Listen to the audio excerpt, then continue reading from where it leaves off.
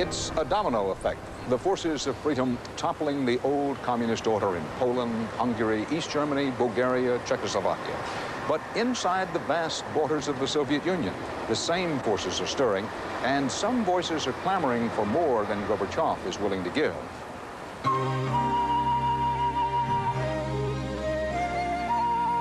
Most Americans couldn't find Latvia on the map.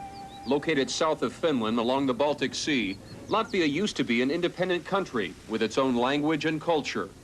The Latvians were free. Actually, as a European country, they were very prosperous. But in 1940, she was incorporated by force into the Soviet Union. The military is seen as an army of occupation. The people are seen as colonizers. Now, under Mikhail Gorbachev's liberalization, Latvians say they want their country back. I think maybe we just need to come to the conclusion that the era of the Soviet Empire is past, and it's time to dissolve the whole empire. My name is Karlis Streips. I grew up in Chicago in a Latvian family. Carlos, what are you doing?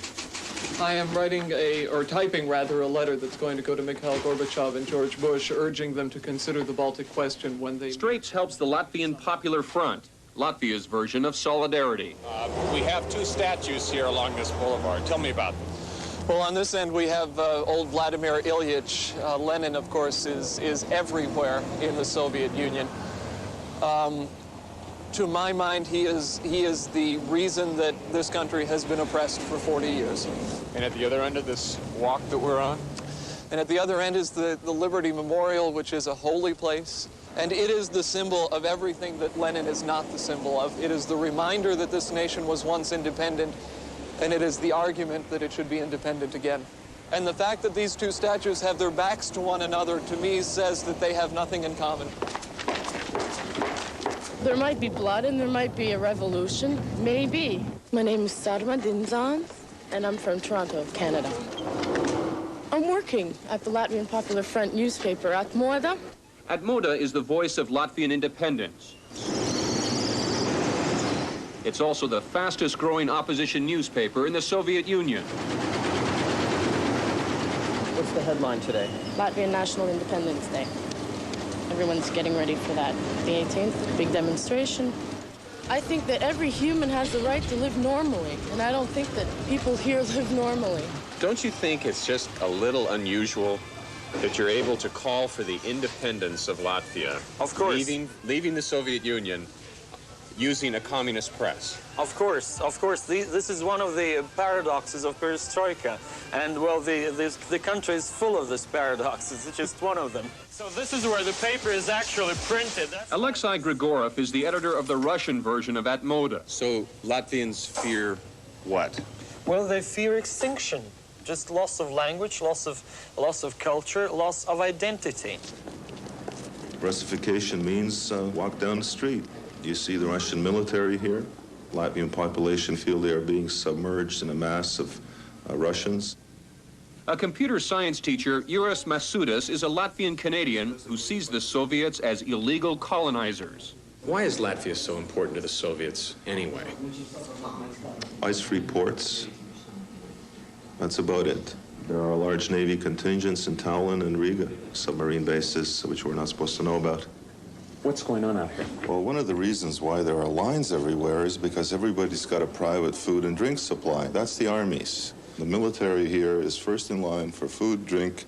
They occupy 20% of this country's territory physically, and they have to be supplied and fed and clothed.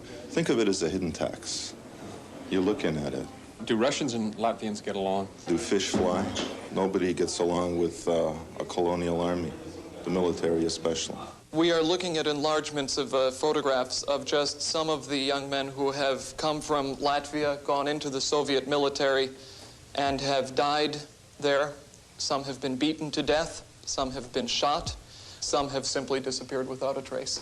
This is why young men from Latvia are very hesitant and sometimes flat out refusing to go into the Soviet military. We have two young men, Latvian men, who have served in the Soviet military. I'd like to ask them what their experience was like. Were they harassed? Were they beaten? Yeah. Yes. My nose has been broken twice. And why would they beat you? They called us Germans. That we are not like the Russians. We are a different nationality, different viewpoints. And there could be no agreement among us. There was just too much difference between our conceptions.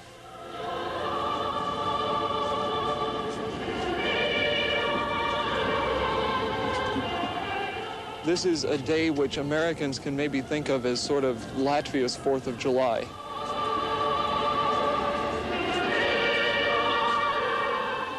This is a remembrance of what we don't have and what we hope to have in the future. This is a very holy day. They are coming out of the woodwork. They are coming from all over Latvia. They are coming from all over the Soviet Union, all to be here for this one demonstration, this one show of solidarity, this one message to Moscow that says, let us go.